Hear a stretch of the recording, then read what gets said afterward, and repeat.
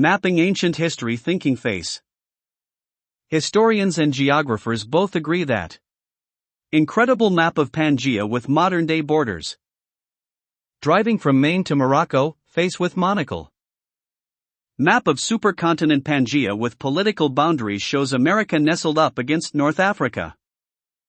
By Daily Mail reporter / A new map of Pangea, the supercontinent from 300 million years ago, shows where modern-day countries would have been located in the ancient landmass.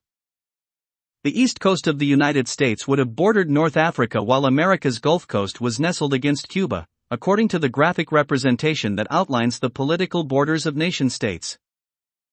Fossil evidence suggests that 300 million years ago there was one supercontinent surrounded by a single ocean, Panthalassa. Here's what Pangea looks like mapped with modern political borders. Historical view: a new map of Pangea, the supercontinent from 300 million years ago, shows where modern-day countries would have been located in the ancient landmass. The map was originally posted on Reddit and was picked up by I09. This continent would have an awesome railroad system, one user commented about the supercontinent. Other geography enthusiasts wondered how different the world would be if many of these unlikely neighbors were still stuck together. Brazil without a coast? I'm glad we split apart, one user commented, since according to the historical view Brazil would be landlocked by Nigeria down to Namibia. The concept of the supercontinent was presented by German scientist Alfred Wegener. He noticed by studying the edges of the separate continents that it appeared that they had once all been pieced together like a jigsaw puzzle. Matter of time, fossil evidence suggests that 300 million years ago there was one supercontinent surrounded by a single ocean, Panthalassa. Science: German scientist Alfred Wegener proposed that the process of continental drift began during the Triassic period, around 200 million years ago.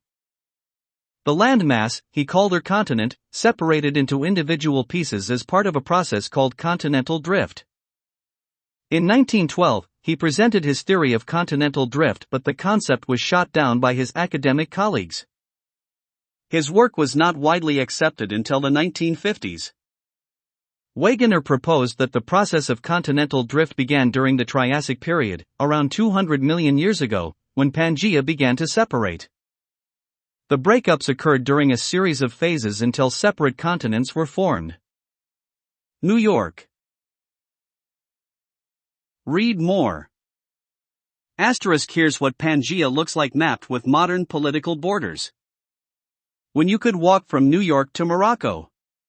How countries would have looked 300 million years ago. Share and comment on this article video in the comments section below. Backhand index pointing down, medium dark skin tone.